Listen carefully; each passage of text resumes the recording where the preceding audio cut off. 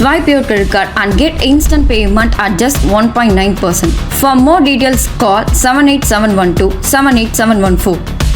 Voice of Lingesh நேயர்களுக்கு அன்பு வணக்கம். இன்னைக்கு வீடியோவில் 3 விஷயங்களை பற்றி பார்க்க போகிறோம். முதல் விஷயம் என்னன்றது நான் சொல்ல தேவையில்லை, உங்கள் எல்லாருக்கும் தெரிஞ்சிருக்கும். வெள்ளை அறிக்கை. அதாவது வெள்ளை அறிக்கையில் நம்ம வெள்ளையாக இருக்குமான்னு கேட்டிங்கனாக்கா கிடையாது. நேற்று வந்து சோஷியல் மீடியா ஃபுல்லாக அந்த அறிக்கையை தான் பார்க்குறது. திமுகவை போட்டு அடிச்சு சொருவிட்டுக்கிறானுங்க நம்ம விர்ச்சுவல் வரைஸ் ஒரு பக்கம். அந்த வெள்ளை அறிக்கைனா என்ன, அதில் வந்து திமுக எந்த அளவுக்கு வேலையை பார்த்து வச்சிருக்கு அப்படின்றது எல்லாத்தையும் நம்மளுடைய நிதியமைச்சர் அண்ணன் மரிய வில்சன் இருக்கார் இல்லையா, அவர் தெளிவாக எடுத்து போட்டாப்புல, வித் எக்ஸாம்பிளோட கொடுத்துட்டாப்புல. அது என்ன ஏது டீடைலாக இந்த வீடியோல பார்க்க போறோம். அதுக்கு முன்னாள் நிதியமைச்சர் தங்கம் தென்னரசு இருக்கார் இல்லையா, அவர் ஒரு சில விஷயங்களை சொல்லியிருக்காப்புல, அவரையும் போட்டு இந்த வீடியோல புழக்க போறோம். ரெண்டாவது விஷயம் என்ன அப்படின்னு பார்த்தீங்கன்னா, இந்த இனிகோ இறுதிராஜ் ஒருத்தர் இருப்பார். அதாவது சவால் விட்டு சேத்தவாரி மூஞ்சில பூசிக்கிட்ட இனிகோ இறுதிராஜ் இருக்கார் இல்லையா, அவர் வந்து பார்த்தீங்கன்னாக்கா திருச்சி கிழக்குல இப்பதான் விஜய் ராஜினாமா பண்ணிட்டார்லங்க, இப்போ என்னைய கொஞ்சம் வேட்பாளராக அறிவிச்சிருங்க ப்ளீஸ், எனக்கும் பசுக்கும் இல்லை அப்படின்னு சொல்லிட்டு அழுதுருக்காப்புல. கோர்ட்டில் போய் ஒரு கேஸ் ஒன்று போட்டிருக்காப்புல. அது என்ன, அதோட சாராம்சம் என்ன அப்படின்றத பற்றியும் டீடைலாக வீடியோவில் பார்த்துரும். மூணாவது விஷயம் என்னன்னாக்கா, திருச்சி சூர்யா அப்புறம் இந்த மூத்தர் சந்து முக்தார் இருக்காங்க இல்லையா, இவங்க 2 பேர் மேலேயும் குண்டர் தடுப்பு சட்டத்தை போட்டு உள்ள தள்ளிட்டாங்க தமிழ்நாடு காவல்துறை. அது எதுக்காக என்னன்றது உங்களுக்கு தெரிஞ்சிருக்கும். சும்மா லைட்டா அப்படி ஒரு பார்வை, அவ்வளவுதான், வேற ஒண்ணுமே கிடையாது. இது 3 பத்தியும் டீடைலாக வீடியோக்குள்ள போய் பார்ப்போம். வீடியோ ஸ்கிப் பண்ணாம ஃபுல்லா பாருங்க.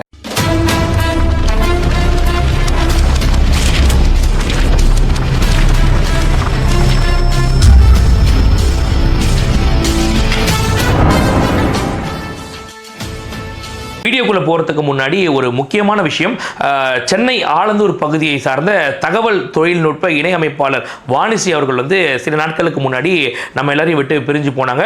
உண்மையிலேயே ரொம்ப வருத்தத்தில் ஆழ்த்துச்சுங்க எல்லாரையும். என்னன்னா, அவங்களுடைய உழைப்பு இந்த கட்சிக்கு ரொம்ப அதிகமாக இருந்துச்சு. அதாவது எங்க மீட்டிங் போட்டாலும் முதல் ஆளாக அவங்க வந்து உட்கார்ந்துருவாங்க, கடைசி வரைக்கும் இருப்பாங்க. அவங்க பிரெக்னெண்டா இருக்க டைம்ல கூட பார்த்தீங்கன்னாக்கா, பரவாயில்ல நான் பிரச்சாரத்துக்கு வருவேன்னு சொல்லிட்டு கட்சிக்காக ரொம்பவே தன்னை அர்ப்பணிச்சாங்க. குடும்பம் எதை பற்றியும் கவலைப்படாம, ஆஃபீஸ் போனோம்னா கூட லீவ் போட்டுருவாங்க, எதை பற்றியுமே கவலைப்பட மாட்டாங்க. ஏன்னா அவங்களோட பயணிச்ச நானும் அதை ஐடி விங்ல அவங்களோட கொஞ்சம் ஒரு சில நாட்கள் பயணிச்சதால எனக்கு தெரியும் அவங்கள பத்தி அவ்வளவு ஆக்டிவா இருப்பாங்க. ஒரு விஷயத்தை முன்னெடுத்து செய்யறதா இருக்கட்டும், அவங்கள அடிச்சிக்க முடியாது. இப்போ அவங்க நம்மளை விட்டு போயிட்டாங்கன்னு ரொம்ப வருத்தமா இருந்துச்சு. இப்போ அவங்களுடைய குழந்தை வந்து பார்த்தீங்கன்னாக்கா ஐசியூல வந்து அட்மிட் பண்ணியிருக்காங்க.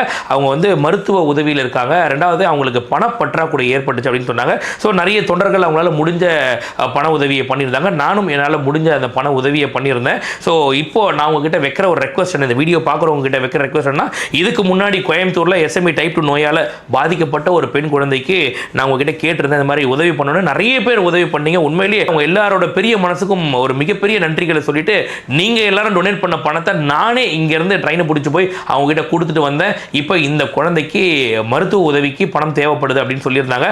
அந்த தாயை பிரிந்து தவிக்கும் இந்த குடும்பத்துக்கு நம்மளால முடிஞ்ச உதவியை பண்ணணும். எங்க யாருக்கு எந்த உதவினாலும் அதை தாவேக்காரன் செய்வாண்டா அப்படின்ற மாதிரி ஒரு விஷயத்தை நம்ம செய்யணும். உங்களால முடிஞ்ச உதவிகள், 1 ரூபாவோ 5 ரூபாவோ 10 ரூபாவோ எவ்வளோனாலும் பரவாயில்ல, உங்களால் முடிஞ்ச உதவிகளை பண்ணுங்க. நம்மளுடைய ஒரு நாள் செலவு, இன்னைக்கு நான் போகிறேன் வெளியில் சாப்பிட போகிறேன் அப்படின்னாக்கா அந்த 200 300 அதை சேர்த்து வச்சு கொடுத்தீங்கன்னாக்கா அந்த குழந்தையை காப்பாற்றுறதுக்கு ஒரு மிகப்பெரிய ஒரு ஹெல்ப்பாக இருக்கும். என்னுடைய வீடியோ பார்க்கக்கூடிய நபர்களுக்கு நான் வைக்கக்கூடிய மிகப்பெரிய ரெக்வஸ்ட். ரெண்டாவது, உங்களால் எதுவும் பண்ண முடியல, என்னால் சப்போர்ட் பண்ண முடியலன்னா கூட உங்களோட ஃப்ரெண்ட்ஸ்க்கு யாருக்காவது முடிஞ்சால் அவங்களுக்கும் ஷேர் பண்ணி பண்ண சொல்லுங்க. நம்ம டாக்டரும் கிடையாது, கடவுளும் கிடையாது, அந்த குழந்தையை எப்படியாவது காப்பாற்றுறதுக்கு நம்மளால முடிஞ்சது பண உதவி பண்ண முடியும். அந்த உதவியாவது நம்ம பண்ணுவோம். முதல் விஷயம் வெள்ளை அறிக்கை. வெள்ளை அறிக்கை அப்படின்றது என்னன்னு பார்த்தீங்கன்னா, அதாவது எப்பவுமே ஒரு அரசாங்கம் மாறும் போது பார்த்தீங்கன்னா, கடந்த அரசாங்கம் வந்து என்னத்தை விட்டுட்டு போயிருக்கு. அதாவது இப்போ புதுசாக ஒரு வீட்டை காலி பண்ணிட்டு ஒருத்தன் போகிறானாக்கா, இந்த வீட்டில் வந்து உடனே நம்ம குடியிருக்க முடியுமா, என்ன பண்ணி வச்சு நம்ம பெயிண்ட் அடிக்கணுமா, தாப்பால் போயிருக்கா என்னன்றது தெரியணும் இல்லையா. அந்த மாதிரி போயிட்டு பார்த்து அதை கொண்டு வந்து சமர்ப்பிக்கிறதா இந்த வெள்ளை அறிக்கை. சிம்பிளாக புரிகிற மாதிரி சொல்லணும்னா, அப்படி நம்மளுடைய தாவேக்கா ஆட்சி வந்ததுக்கப்புறமா அந்த வெள்ளை அறிக்கையை இன்னைக்கு சமர்ப்பிக்கிறாங்க. ஏன்னா நம்மளோட முதலமைச்சர் முன்னாடியே சொல்லியிருந்தாரு, நான் ஆட்சிக்கு வந்ததுக்கப்புறமா வெள்ளை அறிக்கையை நான் சமர்ப்பிக்கிறேன், அதை பார்த்ததுக்கப்புறமா என்ன எதுன்னு நம்ம பார்த்துப்போம் அப்படின்னு சொல்லிட்டு சொல்லியிருந்தாப்புல. இன்னைக்கு நம்மளுடைய நிதியமைச்சர் மரிய வில்சன் அவர்கள் அந்த வெள்ளை அறிக்கையை சமர்ப்பிச்சிருக்காரு. அதை பார்த்ததுக்கு அப்புறமா உண்மையிலேயே சொல்றேன், இதுக்கு முன்னாடி திமுக கடன் வாங்கிச்சு, அது பண்ணிச்சு, இது பண்ணிச்சு, எல்லாமே தெரியும். ஆனா வித் எக்ஸாம்பிளோட அண்ணன் சொன்னதுக்கு அப்புறமா உண்மையிலேயே சொல்றேன், இவ்வளவு நம்ம நாட்டை நாசமாக்கி இருக்காங்களா இங்க திமுக காரங்க அப்படின்ற மாதிரி அவ்வளவு வேலைகளை பார்த்துருப்பாங்க. அதாவது ஒரு பிறக்கிற குழந்தை, இப்ப ஒரு குழந்தை பிறக்குது இல்லையா, அந்த பிறக்கும் போதே அந்த குழந்தைக்கு வந்து இன்சூரன்ஸ் எல்லாம் கிடையாது, 1,28,000 சில்லற கடன் மட்டும் இருக்குது பாத்துக்கோங்க தமிழ்நாட்டில். நீ தமிழ்நாட்டில் பிறந்த அப்படின்னாக்கா 1,28,000 உன் தலையில கடன் இருக்கும் பார்த்துக்க. அந்த மாதிரி திமுக ஆட்சியில விட்டு போய்க்கிறாங்களாங்க.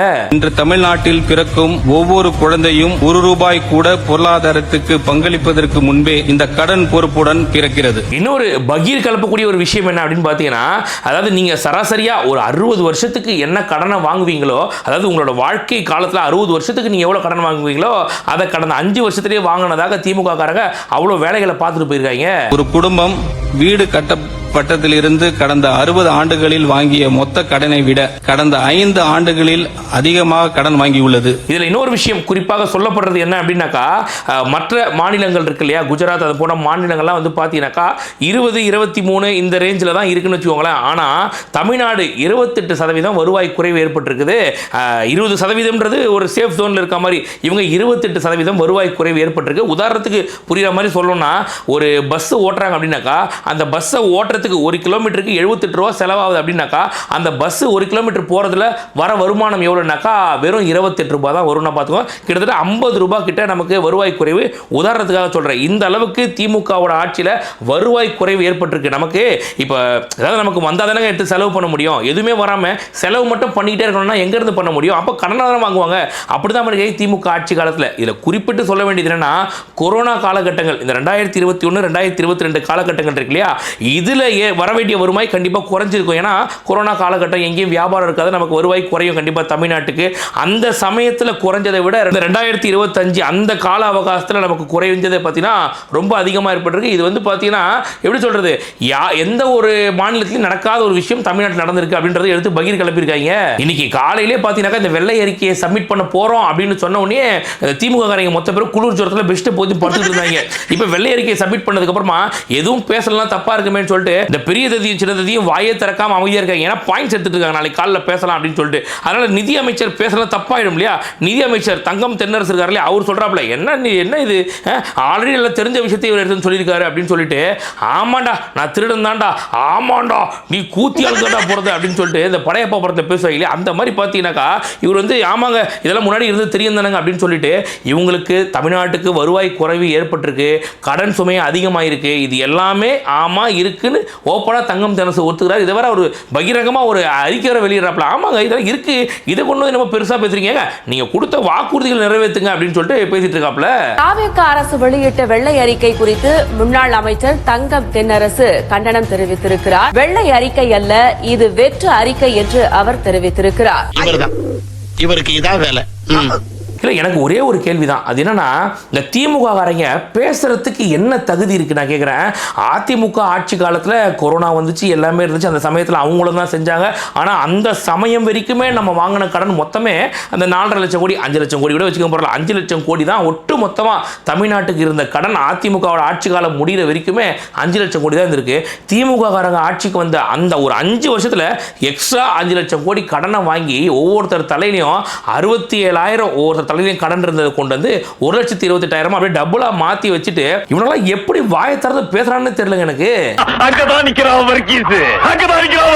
உண்மையிலேயே சொல்றேன், இப்ப இருக்கக்கூடிய இந்த அரசாங்கம் தாவேகாவுடைய அரசாங்கம் இருக்கு இல்லையா, இதுக்கு ஒரு மிகப்பெரிய சவால் காத்துட்டு இருக்குது. ஏன்னா இவ்வளவு கடன் சுமையை ஏற்றி நம்ம தலைமையில வச்சுட்டு போயிட்டு இப்ப அதுக்கும் வட்டி கட்டணும், விலைவாசியும் ஏற்றக்கூடாது, மக்களுக்கு சொன்ன வாக்குறுதியை நிறைவேற்றணும் அப்படின்னாக்கா எவ்வளவு பெரிய ஒரு சேலஞ்ச் இருக்கு பாருங்க தாவேகாவோட அரசுக்கு. இப்ப உடனே நீங்க எல்லாம் கேட்கலாம், என்னப்பா கொடுத்த வாக்குறுதி வந்து செய்யாம இருக்கிறதா இவ்வளவு விஷயம் இப்ப சொல்றீங்களாப்பானாக்கா, கொடுத்த வாக்குறுதிகளை கண்டிப்பா நிறைவேற்றுவோம். அதை கேட்கிற தகுதி திமுக காரனுக்கு இல்லைன்னு சொல்றோம். ஏன்னா அவன் சொன்ன ஒரு வாக்குறுதியும் செஞ்சதே 3 வருஷம் முடிஞ்சதுக்கு அப்புறமா சும்மா அப்படியே ஒண்ணா செய்ய ஆரம்பிச்சு அதுலயும் பார்த்தீங்கன்னா குறைபாடு. இப்போ இவ்வளவு கடனை வாங்கினீங்கல்ல, அந்த கடனை வாங்கி மகளிர் உரிமை தொகை எல்லா மகளிருக்கும் சொன்னீங்க, எல்லா மகளிருக்குமா கொடுத்தீங்க நீங்க, அதுலயும் தகுதி வாய்ந்த மகளிருக்கு நீங்க சொன்னீங்களா இல்லையா? நீங்க அப்படி தகுதி வாய்ந்த மகளிருக்கு கொடுத்து 5 லட்சம் கோடி கடனை வாங்கி வச்சிருக்காங்க இவங்க.